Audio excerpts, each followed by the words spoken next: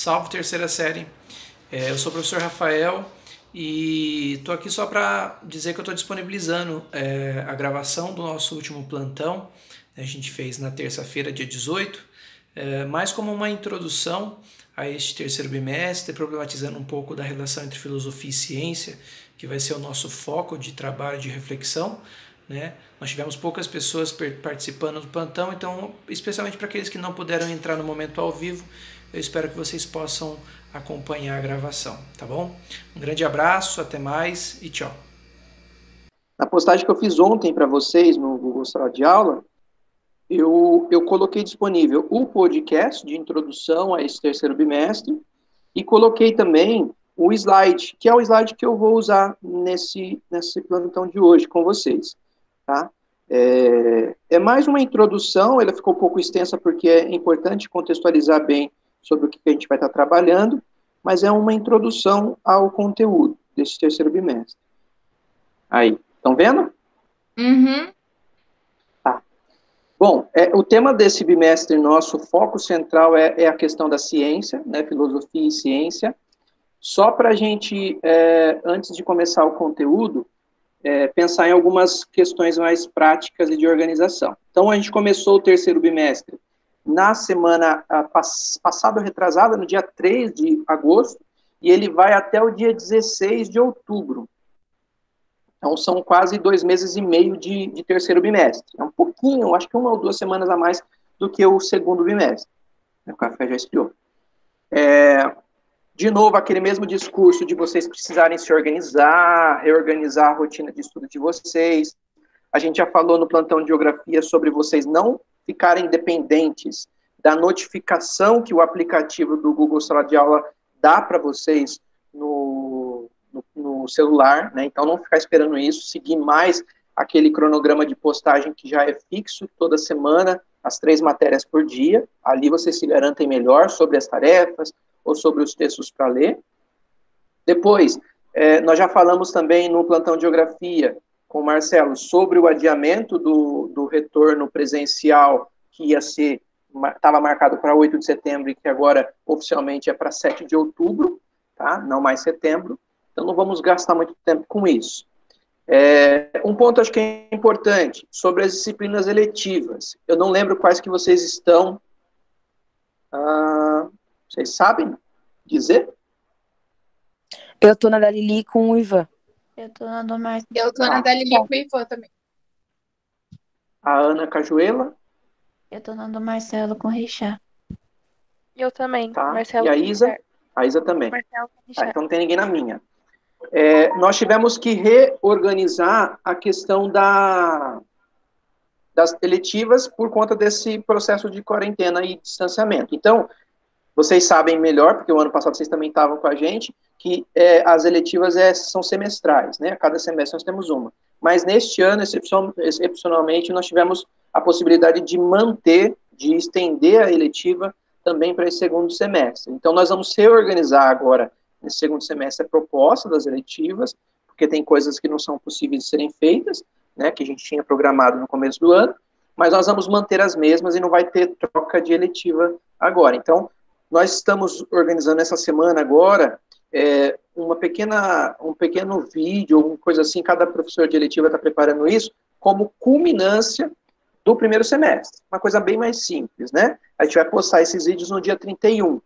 E depois nós vamos organizar as propostas do que fazer para esse segundo semestre.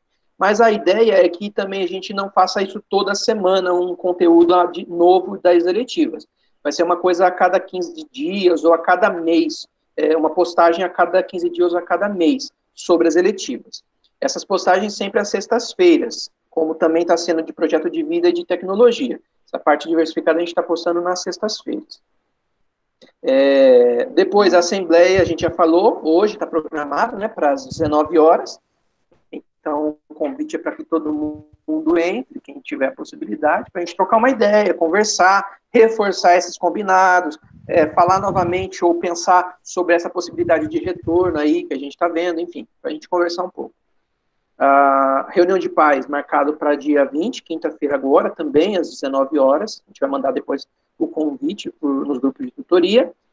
E já comentei também sobre a reorganização dos horários de plantões. Então, isso daqui vocês já viram, já foi mandado para vocês, né? Já comentei que o terceira série, o horário de agendamento agora é ou terça-feira às 13 horas, que é esse horário de hoje, nós estamos fazendo, ou quinta-feira também às 13 horas. São os 2 horários de agendamento. Fora isso, vocês têm plantão também terça de Química, quarta-feira Física e Matemática e quinta-feira de Sociologia ou Geografia. Tá. As habilidades que a gente propõe para o bimestre são as mesmas habilidades que estão nas guias de aprendizagem. Se vocês acompanharem bem as postagens, vocês vão ver que semana passada, boa parte dos professores encaminharam para vocês as guias. As guias são os mesmos documentos que a gente colocava nos murais da sala e que os líderes de turma tinham que acompanhar semanalmente. É aquele mesmo documento, só que agora, como não tem o mural da sala, a gente manda para vocês pelo Google Sala de Aula. É a programação do bimestre, como que a gente está pensando e programando o bimestre com os conteúdos e tudo mais. Então, as habilidades essenciais deste terceiro bimestre para nós, terceira série, são essas que estão aí. Não vou ler todas, porque a gente vai selecionar ou refletir sobre cada uma delas a cada postagem de aula semanal, tá? Só para a gente retomar um pouco, a gente começou o ano com vocês, terceira série em filosofia, pensando sobre o problema do conhecimento. Filosofia, a gente chama isso de epistemologia, ou teoria do conhecimento. Como que a gente conhece as coisas, as várias possibilidades de conhecimento, a relação entre os tipos de conhecimentos diferentes, a gente tratou do senso comum, do conhecimento mitológico, do conhecimento filosófico, do conhecimento científico, do conhecimento religioso, mas sempre por cima, de uma maneira um pouco superficial, porque era um bimestre para a gente fazer isso. Quando a gente começou o segundo bimestre, já no processo de quarentena, foi mais difícil, porque a gente teve que fazer a adaptação toda do conteúdo, mas a ideia foi a gente refletir sobre a questão da linguagem e sobre a questão do símbolo. Esses foram os 2 conteúdos principais do bimestre passado, tá? E pensar sobre a linguagem é também pensar sobre o conhecimento, porque tem até uma questão interessante da gente refletir, que é assim, será que se nós não tivéssemos uma linguagem, a gente teria pensamento ou conhecimento sobre as coisas, né? Para que exista conhecimento, o pressuposto básico é a linguagem, né? Os animais, por exemplo, será que conhecem as coisas? Sim ou não, vocês acham? Depende.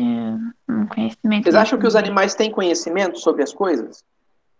Por exemplo, quando um animal cheira alguma coisa assim e ele tem lembrança daquilo que faz mal, ele não vai comer, por exemplo. Isso é um conhecimento. É. Tá. E linguagem? Os animais, sem ser o ser humano, que também é um animal, os outros animais são possuidores de linguagem? São. Acho que Sim. Por exemplo, cachorro late. o latido é uma linguagem. Isso. Tá. O que mais? O gato mia, tá certo. Mas só o som, só a oralidade que é uma linguagem? Eles se cheiram quando eles se conhecem. O cheiro também é uma forma de comunicação e de linguagem. O balançar do rabo, por vezes. É, expressão corporal. É a expressão corporal. Às vezes, ele não consegue... Às vezes não, com certeza. O animal não consegue fazer expressão facial, porque eu estava até vendo uma coisa bem interessante, que nós desenvolvemos os músculos do rosto exatamente porque é uma necessidade humana para a sobrevivência no meio da natureza, né? Agora, os outros animais não. Eles têm músculos faciais, mas eles não sabem fazer os movimentos necessariamente como nós fazemos para expressar sentimentos ou expressões. Mas eles reconhecem muitas vezes as nossas expressões faciais. Entendem de uma maneira ou de outra, eles são capazes de entender. Ou o nosso movimento também, quando a gente adestra um cachorro ou um gato, eles obedecem, muitas vezes, o nosso movimento, o nosso comando por movimento, né? Então, eles também são leitores de uma linguagem humana, de uma certa maneira, né? A gente refletiu sobre isso. E a gente refletiu também sobre os símbolos, como um elemento exclusivamente humano, né? O valor simbólico é, aí sim, uma atribuição humana, tá? E para esse bimestre agora, ainda nessa perspectiva sobre as várias possibilidades de conhecimento, a nossa ideia é pensar rapidamente, nesse primeiro momento, sobre a questão da liberdade. A gente vai falar pouco, mas é uma coisa que está prevista no currículo. Já até coloquei, inclusive, no roteiro de estudo que eu mandei para vocês semana passada, e com um pouco mais de afinco, com um pouco mais de intensidade, pensar sobre a questão da ciência. Ainda mais agora que está sendo muito problematizada e até alvo de dúvidas e preconceitos, né? O conhecimento científico quase que é um retorno à Idade Média, no contexto que a gente está. Então, isso é um problema sério. Pensar sobre a ciência é importante para nós hoje. Tá? Então, essa é a ideia do terceiro bimestre. Alguma questão? Não. Bom, então, tá aí, né? A proposta é que neste bimestre pensemos inicialmente sobre as possíveis concepções de liberdade. A gente vai rapidamente falar de 3 perspectivas da liberdade, que é o libertarismo, o determinismo e a liberdade a partir de uma noção dialética. Mas, em seguida, vamos analisar o contexto histórico do século XVI e XVII, que é o processo que a gente vai chamar de revolução científica, que é o processo de mudança. Quando a gente sai na história, né, a gente fala que é um processo de transição, de saída da Idade Média e começo da Idade... Qual que vem depois da Idade Média? Moderna. Idade Moderna, exato. E esse processo de transição tem um nome também, esse período. É iluminismo? Iluminismo é o resultado, é o final, é século XVIII. Mas esse processo de transição, quando a gente começa a deixar aqueles valores medievais de lado, ou questionar esses valores, e começa a pensar de uma maneira um pouco mais livre, com o valor do ser humano sendo exaltado, esse processo é chamado de... Renascimento! Tá ótimo, aprenderam. Isso é uma questão importante, viu, gente? Pensar sobre os nomes, não é decorar, mas os nomes, eles trazem significados, né? Por que esse processo de mudança é chamado de renascimento? Alguém já parou para pensar? Por que não chamam de revolução? Chama de renascimento. É conhecido também como renascimento. Porque... O que renasce? Isa, Ana, Angel, Pamela. Qual foi a pergunta? Não prestei atenção. Estava comendo. Tava... Por que esse processo de mudança, de saída da Idade Média e começo da modernidade é reconhecido como renascimento? Por que desse nome? Porque está começando algo novo? Algo novo. Algo novo, então, não pode ser renascimento, né? Não, está evoluindo. Alguma coisa que tinha se perdido, que já existia antes, mas que se perdeu depois. Se você pegar, por exemplo, a arte é muito simbólica nesse sentido. Se a gente pegar a arte, se você colocar no Google, arte Idade Média, você vai ver um tipo de quadro, um tipo de obra de arte. Você vai ver muitas imagens de catedrais, de igrejas grandiosas, você vai ver imagens de vitrais de igreja, tudo super coloridos, e você vai ver imagens de quadros onde aparecem muitos anjos, muitos demônios, as pessoas são meio que desfiguradas, não são tão realistas assim. Isso é uma característica da arte da Idade Média, certo? Se você clicar arte helênica ou arte grega, você vai ver poucas imagens de quadros, porque não duraram, né? É mais antigo, então esses quadros não existem hoje. Mas você vai ver esculturas, por exemplo, de pensadores, ou de legisladores, ou mesmo de deuses da mitologia grega, com uma perfeição muito grande, com quase que um realismo absoluto. No mármore eles faziam isso. Então vocês pegam, por exemplo, já viram falar da escultura Vênus de Milo? Já ouvi falar. É aquela estátua que não tem um braço, de uma mulher. É o corpo de uma mulher nua, sem um braço, que se perdeu ao longo da história, só um corpo inteiro, mas sem o braço. Certamente vocês já viram, porque todo mundo já viu essa obra de arte. É uma arte helênica, é uma arte do período grego antigo, certo? Então, por exemplo, na arte, na Grécia Antiga, o ideal de perfeição artística era representar de verdade aquilo que era o humano na sua totalidade, na sua perfeição. Os quadros que existiam na época e as esculturas, elas os artistas tentavam representar o homem perfeitamente. Na Idade Média, isso se perdeu, porque o objetivo da arte na Idade Média é outro. Quem que domina politicamente a Idade Média? Quem que tem força na Idade Média? A Igreja Católica. A igreja. Então, o objetivo da arte na Idade Média é servir aos interesses da igreja. E a igreja queria catequizar, queria ensinar as pessoas a seguirem a religião, ensinar aquilo que está na Bíblia. Só que, veja, a Idade Média é um período em que as pessoas não são educadas, não são alfabetizadas. Então, como que elas aprendem? Como que elas poderiam aprender? Pelas imagens, pelas ilustrações, pelos vitrais nas igrejas. Então, eu tinha que criar alguma maneira das pessoas aprenderem a Bíblia, aprenderem a história divina através dessas imagens. E aí o interesse não era representar perfeitamente o ser humano, mas era fazer as pessoas aprenderem a história religiosa, os textos bíblicos através das ilustrações. E aí, quando a gente tem esse final da Idade Média, com os poderes da igreja sendo questionados, o que volta com força? Aquele ideal grego, antigo. Por isso do nome Renascimento. O que renasce na Idade Moderna é aquela mesma ideal do ser humano perfeito, antropocêntrico, que existia na Idade Antiga grega. Por isso do nome Renascimento. Ficou claro? Sim. Isso na arte. Isso também no estudo das ciências humanas, né? Agora, além disso, soma-se a isso as descobertas que problematizavam e que questionavam também aquilo que a catequese da igreja falava. É o que a gente vai chamar de revolução científica. Bom, antes da gente ir para essa questão da ciência, só pontuando aí a questão da liberdade, né?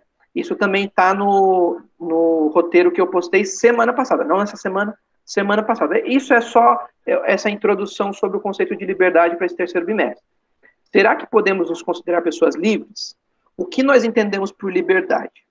Quando começamos a reflexão sobre esse problema, uma das primeiras diferenças que a gente precisa fazer é entre a ideia de liberdade como uma condição natural, nós nascemos livres, um atributo da nossa condição de ser, e, contrário disso, a ideia de que a liberdade é uma coisa a ser conquistada, adquirida, com o decorrer do tempo. Que horas são? 6:30. Tá. Resumindo, ser ou ter liberdade? Será que nós somos livres ou será que nós temos liberdade? O que vocês acham? Eu acho que nós somos livres. É uma condição da nossa natureza, ser livre. Sim. Tá. E, por exemplo, se você é livre, eu te peço, na sua liberdade, tente voar. Você consegue aí, deitada na sua cama, Ana? Não. Não consegue. Será que você é de fato livre? Não, não sei. É um problema. Isso é um problema que a filosofia se preocupa há muito tempo, não é de agora. Ter liberdade também é uma questão a ser pensada. Tem um filósofo moderno chamado Sartre, francês, que ele escreveu certa vez que nós estamos condenados a ser livres. A liberdade não é uma questão de escolha ou não, é uma condenação, né? Querendo ou não, nós estamos nessa condenação. Então, sempre, no decorrer da nossa vida, a gente tem que fazer escolhas. Escolhas, às vezes, não muito fáceis de serem feitas. E essas escolhas são necessárias exatamente porque nós somos condenados a essa liberdade, que nos obriga a ter que fazer escolhas. Então, nesse sentido, ele tem uma leitura da liberdade não como algo muito, muito positivo, né? Depois ele vai fazer essa releitura e tal. Mas é um outro problema. Bom, no decorrer da história da filosofia, nós temos podemos enquadrar os pensadores em 3 grupos diferentes. Aqueles que fazem parte do libertarismo. A gente é uma corrente filosófica que nasce na Inglaterra e que vai dar margem, por exemplo, ao liberalismo econômico, a teoria econômica do liberalismo, né?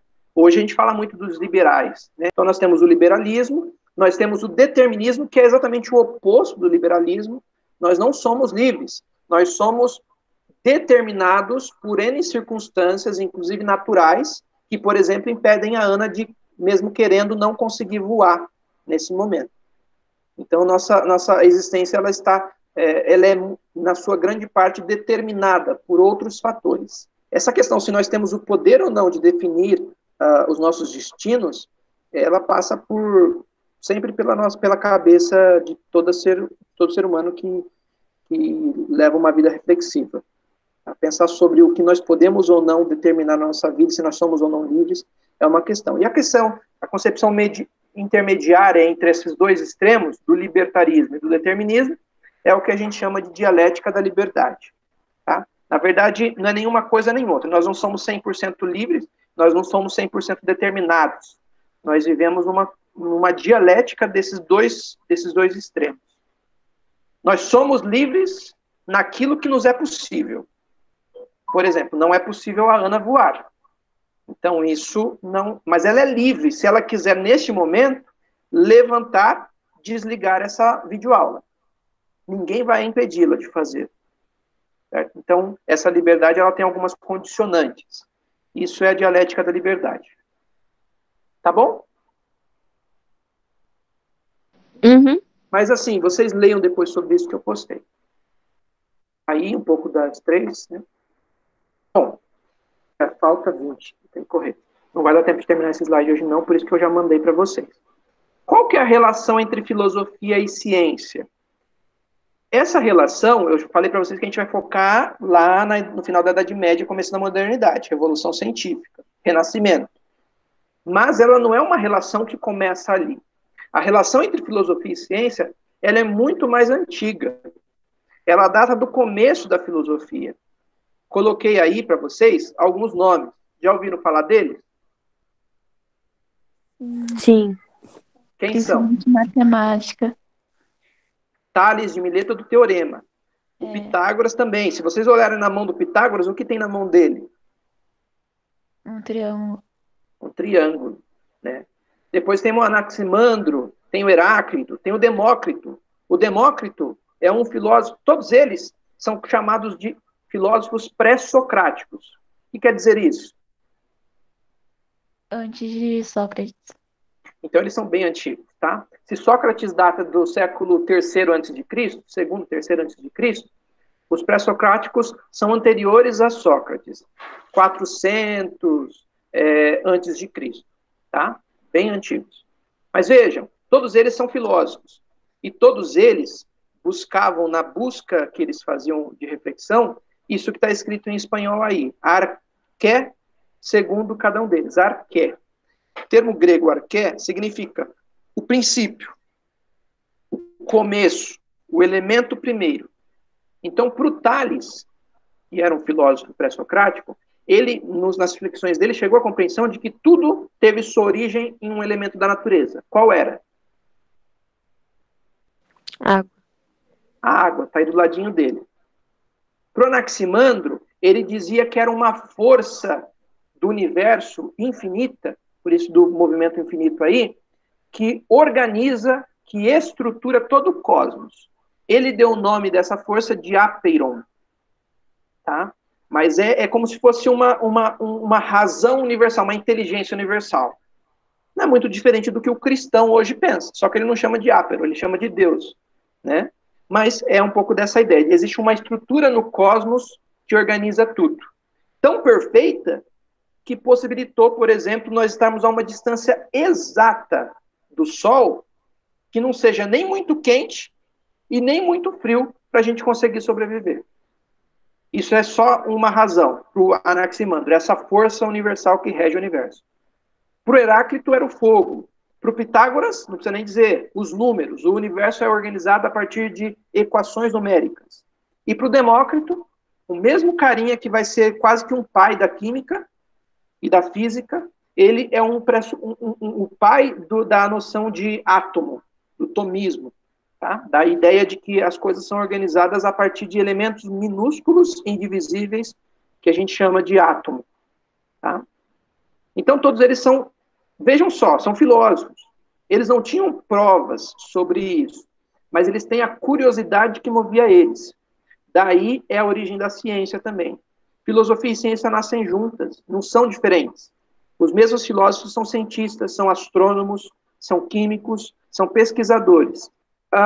Depois, a filosofia era considerada o conjunto de todos os conhecimentos. O que era a filosofia nesse contexto antigo? Era a reflexão sobre tudo.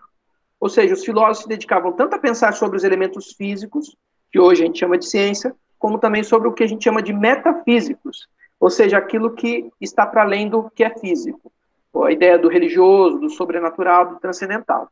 O saber filosófico, dessa forma, contemplava uma enorme diversidade de conhecimentos, uma vez que os primeiros filósofos pensavam sobre questões relacionadas a todas as áreas. Essa forma de se pensar a filosofia durou até o período medieval. E no período medieval, com a força e ascensão da igreja, da religião, nós temos um outro elemento que entra aí nessa busca pelo conhecimento. É o que a gente chama de Teologia. que estuda o quê? Deus e Theos, religião. Theos no grego é Deus. Então, estudo sobre Deus. E aí, a teologia vai também tentar responder as questões. Não vai ficar mais restrito à filosofia, tentar responder às dúvidas humanas. Teologia também tem explicações para isso. Claro que com caráter religioso. Mas a gente sempre brinca que a filosofia é a mãe de todas as ciências, porque é a partir dela que nasce todas as outras formas de pensar. Então, tá aí para vocês, a filosofia é sempre a mãe das outras ciências. Não é que é melhor, mas é a origem de todas elas. Beleza? Uhum. Quem for para alguma outra área que não a filosofia, na faculdade, entendo que vocês sempre vão ter um pezinho de origem na filosofia. Tá bom? Na Idade Média, nós vamos ter, então, nessa questão da teologia, e tentando também explicar as coisas, duas figuras muito importantes que eu já falei ano passado para vocês, né? Não vou ficar aqui lendo tudo, mas depois vale a pena vocês estudarem com mais intensidade o slide. O Agostinho, um filósofo e cristão, né? Padre da igreja, e o Tomás de Aquino. Tá? O Agostinho, com base na filosofia do Platão, e o Tomás de Aquino, com base na filosofia do Aristóteles. Tá? O Agostinho na patrística, o Tomás de Aquino depois na segunda fase da Idade Média, que a gente chama de escolástica. E aí a gente começa a Idade Moderna. Quem é esse carinha? Galileu Galilei? Galileu Galilei. Tem uma luneta na mão dele. Esse é Galileu. Assim a gente chega no Renascimento. É um período de mudança, de transição de um período para o outro, certo? De um período marcado pelo poder religioso, que é a Idade Média, para um período em que esses poderes são questionados. Novamente ganha destaque a dúvida e a contestação. A partir do Renascimento e durante toda a Idade Moderna, a física, a matemática, a química e a biologia foram ganhando novos espaços. E aí isso vai resultar naquilo que a gente chama de revolução científica. Ou seja, a filosofia, que era a junção de todos os conhecimentos que existiam na Idade Moderna, com o Renascimento, com a Revolução Científica, vai se dividir, vai se separar das outras áreas. É o que eu costumo brincar. É na Idade Moderna, com a Revolução Científica, que acontece o divórcio, a separação entre filosofia e ciência. Tá bom? É a partir daí que nós temos um grupo que vai se dedicar ao método científico e os outros que vão permanecer na reflexão filosófica, só que essa reflexão filosófica também vai ter sua mudança. Nós temos figuras importantes, cito o caso do Galileu, que era católico, amigo do Papa, mas fazia suas pesquisas, suas investigações, e acabou tendo que negar algumas verdades que a igreja defendia. Algumas diferenças aí, resumindo, entre Idade Média e Idade Moderna, tá, gente? Ou Renascimento. Por exemplo, Idade Média é marcada pelo teocentrismo. Quer dizer o que teocentrismo? Theos, Deus. Deus no centro de tudo. E o contrário é o... Tá embaixo. Centrismo. Ah, tá. É, isso aí. O que é isso? Homem no centro de tudo. Antropos, no grego, é homem. Então, o homem passa a estar no centro. Eu não mais tenho a concepção de que Deus é o centro de tudo e justifica tudo. Agora, o homem, na sua razão, na sua busca por conhecer, também consegue e é capaz de explicar as coisas. Isso é simbólico para a gente entender também a mudança do geocentrismo para o contrário do geocentrismo. Geo é o quê? Terra. No centro. Isso era a ideia da Idade Média. O contrário, qual é, Ana? Heliocentrismo. Hélio. Quem está no centro agora nessa ideia? Sol. O Sol. Por que chama Hélio? Porque na mitologia grega, lembra que a gente está no Renascimento, traz de volta aquelas ideias dos gregos. Hélios, na mitologia grega, é o deus Sol. Tá? Então, o heliocentrismo é o Sol no centro. O que isso tem a ver com a religião, gente? Por que mudar a ideia de que a Terra é o centro do universo para o fato de que o Sol é o centro, não do universo, mas do nosso sistema solar, é tão importante ou é tão ruim, digamos, para a ideia da igreja na época? Porque tira a ideia de que nós somos os privilegiados. E nós ocupamos o centro porque Deus nos colocou no centro. Nada disso. Nós não somos uma bostinha no universo, né? Não estamos no centro de nada, né? Então, isso é uma questão importante. Nós temos aí a mudança de que os intelectuais na época eram exclusivamente religiosos, quem sabia ler, quem tinha o direito de ter um livro, a Bíblia mesmo, era só os que eram ligados à igreja, o clero. E a partir da Idade Moderna, nós temos os intelectuais leigos, tá bom? Pra vocês terem uma ideia, todos os livros na Idade Média publicados eram no latim, tá? Até o começo da Idade Moderna era um latim. E quem que sabia ler o latim?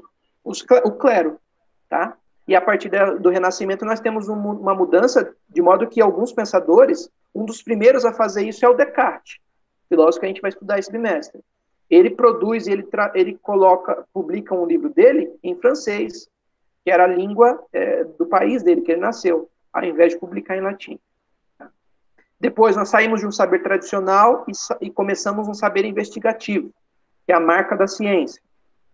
Nós temos um fim de um conhecimento da elite, e aí nós temos o surgimento da imprensa, com Gutenberg. E com isso, é mais fácil de você divulgar o conhecimento que é produzido, porque você tem a possibilidade de expandir isso. Na Idade Média, como que você divulgava o conhecimento? Através dos monges copistas, que ficavam copiando os textos à mão. Tá? Nós saímos da ideia de pecado humano e nós temos agora força nas potencialidades humanas na Idade Moderna. Então, essas são algumas marcas da mudança da Idade Média para o Renascimento. Eu coloquei aí para vocês 2 obras de arte para vocês verem as diferenças. Tá bom? A primeira sobre da Idade Média. Tá? Vocês veem as imagens, vocês veem as ilustrações, são todas com uma marca desse período. E quando você pega, por exemplo, Vênus também, essa imagem, você vê aí uma retomada da mitologia grega, na idade renascentista. Beleza, gente? Uhum. Fora isso, historicamente, a gente tem uma porção de mudanças. Nós temos a Reforma Protestante, vocês já estudaram isso com a Adriana. Lembrem-se lá do Lutero na Alemanha, do Calvino na França, do Henrique VIII na Inglaterra. São pessoas que separam a religião. Agora não é mais só a Igreja Católica. Nós temos os luteranos, nós temos os calvinistas, nós temos os anglicanos na Inglaterra, por conta de ou questões políticas, ou questões também dogmáticas, religiosas. Tá? É um período de grandes guerras. Eu citei a Guerra dos 30 Anos, porque é uma guerra que vai fazer a França ganhar destaque no cenário europeu. A França passa a ser reconhecido como um reino, um país importante. Não era ainda país, né? Depois nós temos a Reforma Protestante, e a igreja não vai aceitar isso passivamente. A Igreja Católica vai fazer o que a gente chama de a resposta da Igreja Católica à Reforma Protestante. Contra-reforma. A contra-reforma. Algumas mudanças na Igreja Católica vão acontecer. Vai fundar a Ordem dos Jesuítas. Os jesuítas são um grupo de padres que são formados naquele momento como se fosse um exército da igreja. Tá? Principalmente porque é o momento que está acontecendo também as grandes navegações, começando as grandes navegações. Então, nós precisamos de padres preparados, fortes fisicamente, inclusive, para irem nos barcos das grandes navegações e ensinarem, catequizarem esses novos lugares que estavam sendo descobertos. Brasil, por exemplo, é assim que é descoberto, em tese descoberto, né? E é assim que é catequizado. Todos os padres que chegam aqui primeiro são jesuítas. Vocês lembram de um nome importante de padre que chegou aqui e rezou a primeira missa? O Anchieta? Anchieta era de qual ordem da igreja? Dos jesuítas. Era padre jesuíta. Ele está enterrado, inclusive, em São Paulo, na capital. Tá? Então, a ordem dos jesuítas é importante, existe até hoje, tá, os jesuítas. O Concílio de Trento, que muda algumas regras da igreja. Por exemplo, uma coisa que motivou a separação da igreja católica era a questão da cobrança de indulgências que a igreja fazia, que alguns padres faziam. Cobravam dinheiro ou terra para perdoar pecados. Isso movimentou o Lutero, principalmente o Calvino, a se separar da igreja. Na Contra-Reforma, no Concílio de Trento, a igreja passa a normatizar como que os padres têm que se portar, como que os padres devem agir. Isso era proibido, então. E nós temos uma outra coisa que também é um problema para a igreja que ela tenta resolver, que é essa possibilidade dos homens pensarem livremente, a ciência. Então, nós temos a instituição da Inquisição, que vai perseguir pessoas que a igreja vai chamar de bruxos, de acusar de bruxaria e tudo mais. E também vai reabilitar o que a gente chama de índice de livros proibidos. Então, a igreja passa a criar uma lista de autores, de pessoas que tinham seus livros proibidos de serem lidos. Quem que já entrou nessa lista? Galileu, o Giordano Bruno, Maquiavel, o Spinoza, quase que todos os filósofos dessa época vão entrar nessa lista, tá bom? Beleza? Uhum. O índex é criado, reabilitado no Concílio de Trento, 1540. Ele só foi encerrado, finalizado, abolido pela Igreja Católica em 1966. Até 1966 ainda existia o índice de livros proibidos da Igreja. Tá bom? Então demorou muito tempo. Dizem que até hoje tem local que segue esse índice. A igreja tem alguns pronunciamentos sobre alguns livros que ela não recomenda para os católicos. Digo, por exemplo, o Código da Vinci ou Harry Potter já foram livros que a igreja não recomendou para os católicos lerem. Tá? É claro que eles não têm mais, a igreja não tem mais força como tinha naquela época política para proibir. Naquela época proibia a publicação, queimava, prendia a pessoa que escreveu, condenava na Inquisição, né? Hoje não mais tem isso, mas ela recomenda ainda. Só que ela tem percebido que quando ela recomenda a não leitura, ela faz um marketing sobre a leitura, né? Isso é uma coisa também. Enfim, o contexto intelectual, essa era a parte mais importante que eu queria chegar, mas não vai dar tempo. Estou vendo que falta 5 minutos para as 2. Mas eu quero e eu preciso que vocês estudem sobre isso, tá, gente? Então a gente vai falar aí sobre a questão da ciência nesse movimento de mudança daquela época, tá? Vamos retomar o geocentrismo e o heliocentrismo, falar um pouco sobre os principais nomes da ciência desse contexto, que foram pessoas super corajosas, tá? O Kepler, o Galileu, o Newton, na arte também o Da Vinci, foi um cara super... O Da Vinci fazia pesquisa de anatomia, olha a Ana Rangel aí que está estudando. E ele fazia isso dissecando corpos no porão da casa dele, escondido. Se a igreja descobrisse isso, isso era crime de necromancia, era condenação de morte para quem fazia isso. Tá? Então, Da Vinci fazia para produzir boas obras e para desenhar e pintar bem, e também porque ele era um cientista, ele gostava de pesquisar, ele fazia esses estudos de anatomia escondido. Algumas ilustrações do Da Vinci. O Homem Vitruviano, a busca pela perfeição matemática. O Rafael de Sanzio, outro filósofo renascentista, pintou a Escola de Atenas. Então, vocês vão ver que na arte também, a arte ela traz muito no Renascimento daquilo que era a ideia dos gregos. A Escola de Atenas é a representação disso. Ela não é um quadro dos gregos, ela é um quadro do Renascimento, 1500. Mas o Rafael pinta os filósofos gregos. Quem que está no centro desse quadro? Vocês sabem, os dois? Sócrates e Aristóteles. Não é o Sócrates, é o aluno dele. É Platão, não é? Platão, que foi professor do Aristóteles. E do lado dele o Aristóteles, mais novo, né? O Platão aponta para cima, porque fala do mundo das ideias, e o Aristóteles aponta para o chão, porque fala da ética, fala da vida prática. Então nós temos aí essa marca também na ciência. E aí a gente avança com a questão do problema da filosofia e da ciência. Tá? Nós vamos chegar naquilo que a gente chama de corrente racionalista e de corrente empirista. Isso vai ser o que eu vou postar para vocês a partir da, não semana que vem, da outra semana. E a gente vai ter que entender o que foram os racionalistas, o principal nome desse grupo é o René Descartes, e o que são os empiristas, o principal nome desse grupo é o John Locke e o David Hume. Tá? Então a gente vai ter que entender essas duas correntes filosóficas que nascem a partir da modernidade. Tá? Mas para a gente chegar nisso, eu preciso que vocês leiam e estudem com atenção esse slide. Só aí para vocês entenderem, pai de santo astronômico, traz a amada ciência de volta em 5 dias. Fala sobre Carl Sagan, Stephen Hawking e Max Planck. Afasto terraplanistas e esotéricos só com evidências. Isso é um pouco do pai de santo da ciência. Recomendação aí para vocês entenderem um pouco melhor sobre esse conteúdo, principalmente do livro de filosofia, página 39 a 49. Beleza? Beleza.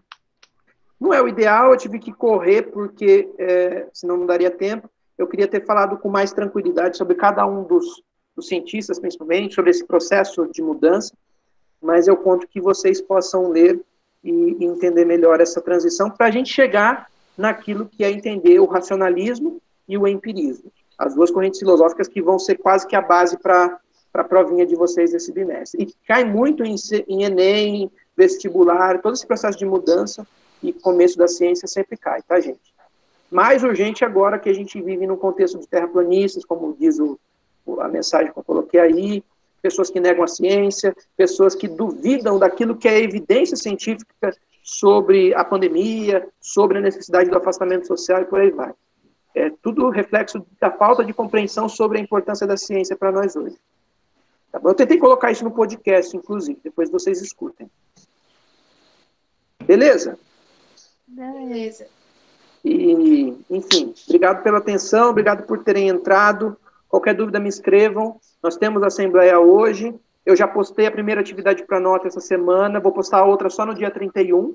Tá? Esse bimestre eu vou dar 2 atividades e a prova. E semana que vem, a princípio, é aquilo que eu já comentei com vocês, que está sendo programada uma semana do saco cheio. Mas a gente está esperando ainda uma oficialização do governo do Estado, Secretaria de Educação, para a gente carimbar isso. Mas, a princípio, está marcado, segundo a fala do secretário, que nós teremos essa semana de não trabalhar, de não postar nada, de vocês não terem as videoaulas. Tá bom? Tá bom. Obrigado pela atenção de vocês de novo. Tentem conversar aí no grupo de vocês para ver se a galera começa a participar um pouco mais assiduamente dos plantões, porque acho que são importantes, tá? Vou ver se eu arrumo esse daqui para postar também. Ok? Ok. Tá bom, gente. Um abraço, eu vou entrar porque já é 2 horas e eu tenho segunda série. Tchau. Tchau. Tchau. Tchau. Abraço, tchau.